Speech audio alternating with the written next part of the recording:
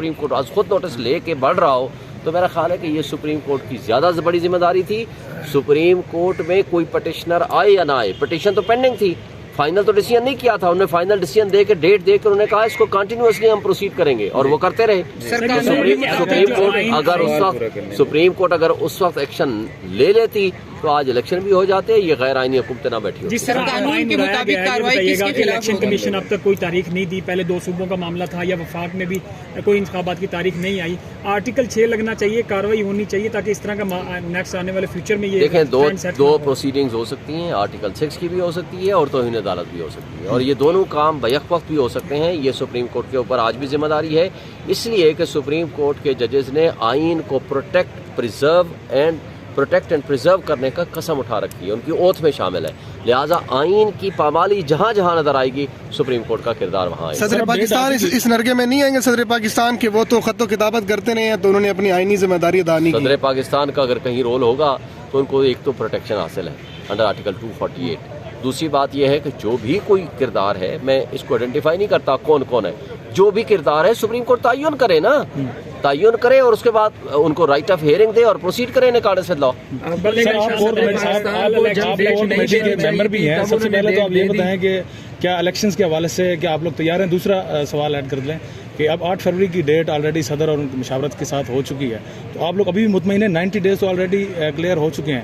اور تیسرا بھی آپ سوال چلو اسی میں ایڈ کر لیں کہ جو اپوزیشن لیڈر ہیں راجہ ریاض, ان کے پاس اور رانا ثناء اللہ کے پاس ایسی کون سی چڑیا تھی جنہوں نے پہلے ہی تاریخ کا اعلان کر دیا تھا کہ یہ اس تاریخ کو الیکشنز ہوں گے, اور پاکستان طریقے سے ان کے پاس جو چڑیا ہے وہ کہ کیونکہ وہ ملی بھگت ہے ان کی, ادارے سارے اسٹیبلشمنٹ اور آپ کی الیکشن کمیشن یہ سب 1 پیج پہ ہیں, اس لیے کہ یہ ایک دوسرے کو مشاورت کر کے طے کرتے ہیں. اور یہ ابھی بھی اگر سپریم کورٹ کی انوالومنٹ سیریسلی نہ ہوئی تو انہوں نے الیکشن پھر بھی نہیں کرانے, اس لیے ان کو نظر آ رہا ہے کہ پولیٹیکل سائڈ پہ یہ مقابلہ نہیں کر سکتے پی ٹی آئی کا. دوسرا سوال کہ کیا الیکشن لڑیں گے؟ بالکل ہر حلقے سے انشاءاللہ ہم الیکشن لڑیں گے. کسی قسم کا کوئی ہمیں الیکشن کمشنر نے صحافیوں سے گفتگو میں کہا کہ بلے کا نشان بیلٹ پیپر پہ ہوگا. انہوں نے تحریک انصاف کا بھی عمران خان سے شکوہ کیا کہ میں ایک وقت میں ان کا فین تھا, انہوں نے جلدی کی. کچھ لوگوں کی یقین دہانیاں کرائی گئی تھی جو استحکام پارٹی میں گئے کہ بلے کا نشان نہیں ہوگا لہٰذا وہ پارٹی چھوڑ دیں. بڑی ایک کھلبلی مچی ہوئی ہے, اس کو کیسے دیکھ رہے ہیں؟ دیکھیں الیکشن کمیشن نے فیصلہ اگست میں اناؤنس کیا تھا کہ بلے کا نشان رہے گا, لیکن ابھی تک لکھ کے نہیں دیا. اب ہم بارہا درخواستیں دے چکے ہیں کہ ہمیں فیصلے کی کاپی دیں, تو فیصلے کی کاپی نہ دینے کا مطلب یہ ہے کہ ان کے اوپر کوئی پریشر ہے. تو ہم ان سے مطالبہ کرتے ہیں کہ آپ آئین کے مطابق ایک آئینی سربراہ ہیں, آئینی ادارے کے سربراہ ہیں, آپ کو یہ چیزیں نہیں کرنی چاہیے. جو کچھ آپ کے اوپر اگر پریشرز آتے بھی ہیں آپ کو آئین اور قانون کی بالادستی کے لیے اپنا رول ادا کرنا سر, ایک سوال آخری یہ بتائیے گا, فیوچر میں اگر انتخابات نہیں ہوتے تو کسی باوردی شخص کو پاکستان کے چیف ایگزیکٹو دیکھ رہے ہیں آپ؟ دیکھیں میں نے تو کل بھی کہا ہے, اگر انڈکلیئرڈ پاورز ساری ان کے پاس ہیں, اداروں کو وہ کنٹرول کر رہے ہیں, الیکشن کمیشن کو وہ کنٹرول کر رہے ہیں, عدالتوں کو کے اندر ان کے من پسند کے لوگ بیٹھے ہوئے ہیں, ان کے خواہشات کے مطابق فیصلے دے رہے ہیں, تو میں نے تو کہا ہے کہ پھر یہ کیئر ٹیکر ان کے کہنے کے اوپر بیٹھے ہوئے ہیں, پھر یہ سارا ڈرامہ بند ہو جانا چاہیے نا. پھر ڈرامہ آج پریکٹیکلی آئین ہے لیکن معطل ہے, پریکٹیکلی معطل ہے, کاغذوں میں آئین ہے. آپ کے بنیادی حقوق کاغذوں میں موجود ہیں لیکن پریکٹیکلی معطل ہے. آپ کے ہاں جمہوریت بظاہر ہے لیکن ایکچولی نہیں ہے. تو اگر یہ سارا ہم نے ڈرامہ رچا کے ملک کے اکانومی میں تباہی مچانی ہے تو پھر ٹھیک ہے, پھر ڈرامہ نہ رچائیں, پھر انہیں کو دے دیں. لیکن کوئی تہذیب یافتہ سویلائزڈ ملک میں یہ ڈرامے نہیں چلتے.